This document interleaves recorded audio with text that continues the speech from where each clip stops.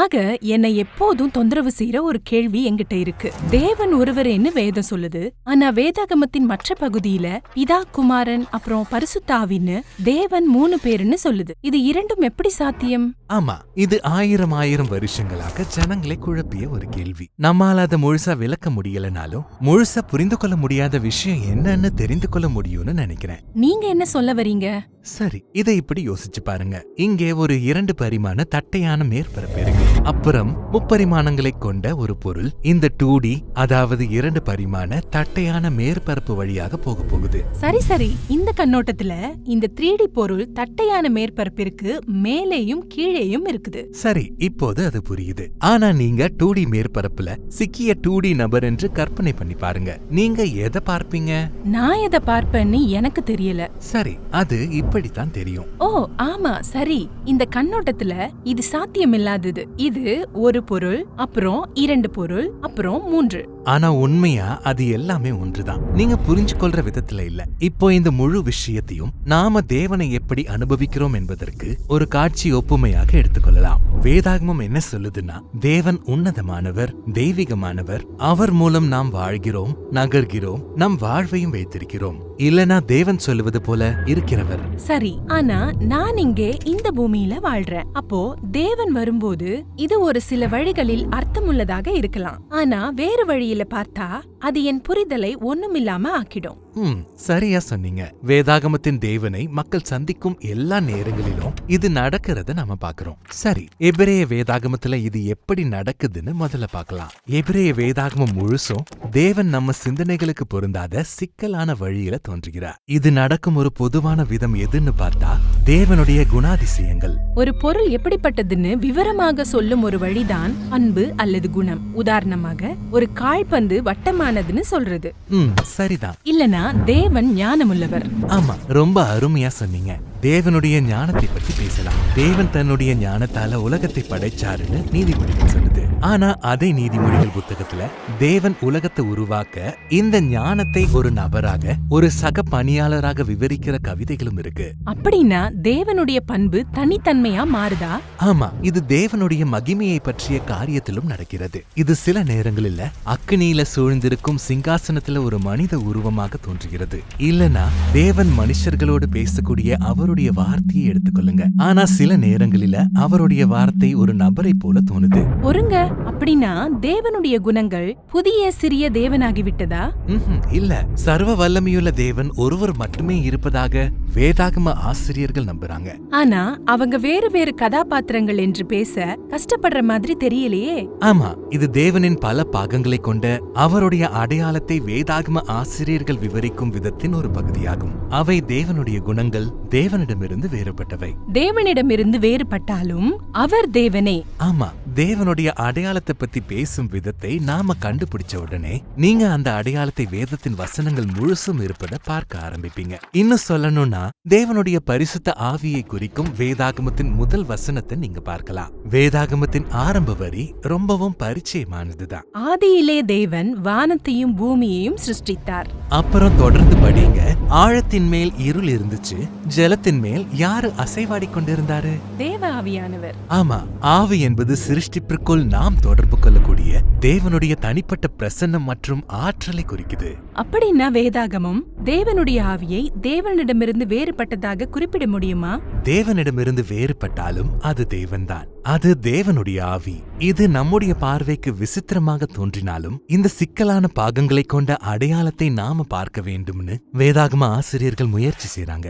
இதுவரைக்கும் நாம் தேவனுடைய குணங்களையும் தேவனுடைய ஆவியையும் பார்த்தோம். இப்போ எபிரேய வேதாகமத்தில் மனுஷகுமாரன் என்று அழைக்கப்படும் ஒரு பாத்திரத்துடன் தேவனின் பலவித குணங்களை ஆராய்வதை கடைசியாக பார்ப்போம். வேதாகமத்துல ஒரே தேவனை மட்டுமே ஜனங்கள் வணங்க வேண்டும். இதனாலதான் தானியேல் புத்தகத்துல இருக்கிற இந்த சம்பவம் உண்மையிலேயே ஆச்சரியப்படுத்துது. தானியேல் மனுஷகுமாரன் என்று குறிப்பிடும் மனித உருவத்தை பத்தி கனவு காணுறாரு. அதாவது அவர் மனித குலத்தின் ஒரு உறுப்பினர். அப்புறமா தானியேல் இந்த மனுஷன் மேகத்தின் மேல உயர்த்தப்பட்டு அப்புறம் அதுக்கும் மேல உயர்த்தப்படுவதை பத்தி கனவுல பாக்குறாரு, தேவனுடைய இடத்திற்கு. ஆமா, அப்புறம் இந்த மனுஷன் தேவனுடைய பரலோக சிங்காசனத்தின் வலது பக்கத்தில் உட்கார்ந்திருக்கிறார். அப்புறம் எல்லா மனித இனமும் தேவனோடு சேர்ந்து இந்த மனுஷனையும் வணங்குறாங்க.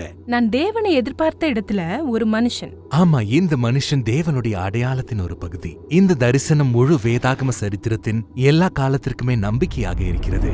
இந்த உலகத்தை ஒன்றாக ஆள தேவனும் மனிதனும் ஒன்றாக மாறினாங்க.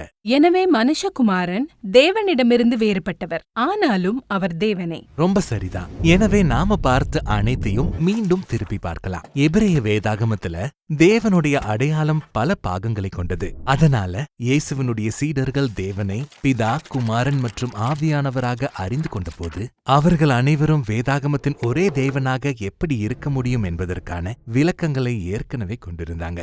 சரி, அத பத்தி பேசலாமா?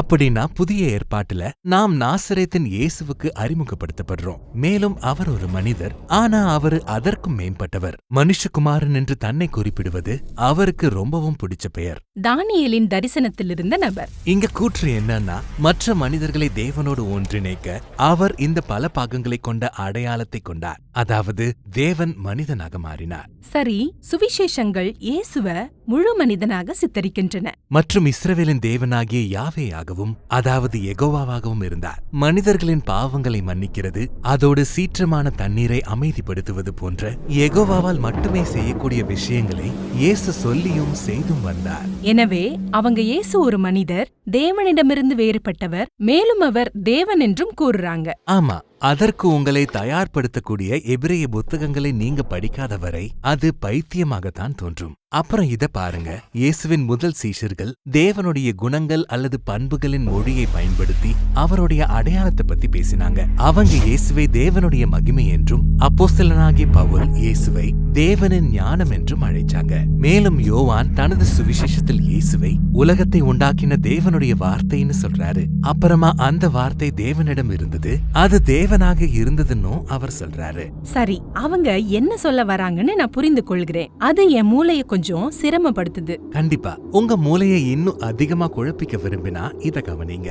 தேவ மனிதனாக உருவெடுத்த இயேசு தேவனிடம் ஒரு தனித்துவமான நபராக பேசுவார். அவர் அப்படி செஞ்சப்போ அவர் அவரை பிதான்னு கூப்பிட்டாரு.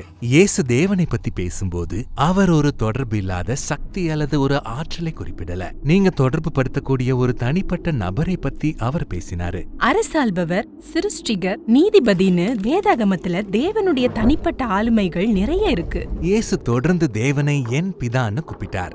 எல்லை இல்லாத அன்பின் ஆதாரமாக இயேசு தேவனை அனுபவிச்சாரு. உலகம் தோன்றுவதற்கு முன்னாடியே பிதா என் மேல் அன்பு கூர்ந்தார் என்றார். வெளிப்படையாக இயேசு பிதாவை நித்தியமானவராகவும் மற்றவர்களை மையமாக கொண்ட ஜீவனை கொடுக்கும் ஒருவராக அறிந்திருந்தார். சரி, இயேசுவின் ஞானஸ்நானம் பத்திய சம்பவத்துல பரலோகத்திலிருந்து இவர் என் நேசகுமாரன்னு பிதா சொன்னது போல. அப்புறம் இது தொடர்ந்து படிங்க. அந்த சம்பவத்துல பிதா கிட்ட இருந்து குமாரனுக்கு அன்பின் செய்தியை கொண்டு வருபவர் தேவனின் ஆவியானவர். அப்படின்னா தேவனுடைய ஆவியானவர் பத்தி நம்ம பேசி இருக்கோம். இங்க படைப்பிற்குள் இருக்கிறாரு. ஆவியானவர் மூலம் நாம் தேவனோடு தொடர்பு கொள்கிறோம். ஆமா, அது இயேசுவுக்கும் உண்மையாகத்தான் இருந்தது. ஆவியானவர் மூலம் அவர் பிதாவின் அன்பை உணர்ந்தாரு. ஆனா அது அங்க நிக்கல. அவர் மூலமாக ஆவியானவர் வெளியே சென்று எல்லா மனிதர்களோடும் எல்லா படைப்புகளுடனும் பிதாவின் அன்பை பகிர்ந்து கொள்ளுவாருன்னு இயேசு வாக்கு பண்ணினார். ஆக இவங்க 3 பேரும் வேற வேற தேவர்கள் போல தோணலாம். ஆனா ஏதோ ஒரு விதத்துல என் கண்ணோட்டத்தை மீறி அவங்க ஒண்ணுதான். சரி, இதைத்தான் இயேசுவினுடைய பண்டைய சீஷர்கள் திருத்துவம்னு சொல்றாங்க. பிதா, குமாரன், பரிசுத்த ஆவி ஆகிய 3 பேரும் வேதாகமத்தின் ஒரே தேவன்தான். அவங்க அதை எப்படி சொன்னாங்கன்னு இப்ப புரிஞ்சுக்க முடியுது. ஆனா இது ஒரு தத்துவ புதிர் அல்ல. தேவனை ஒரு முக்கோணமாக வர்ணிப்பது உலகம் ஒரு நித்திய அன்பின் சமூகத்தால் ஒன்றாக இணைக்கப்பட்டு உள்ளதுன்னு சொல்லுவதாகும். அதை என்னால புரிஞ்சுக்க முடியல. ஆனா வேதாகமத்தின் தேவன் நீங்க எளிதில் புரிந்து கொள்ளும் ஒரு காரியம் இல்ல. இதன் நோக்கம் என்னவென்றால் தேவனை அறிவதும் இந்த தேவனால் தெரிந்து கொள்ளப்படுவதும் தான். இதன் மூலம் நாம் தேவனுடைய அன்புல பங்கு கொள்ள முடியும்.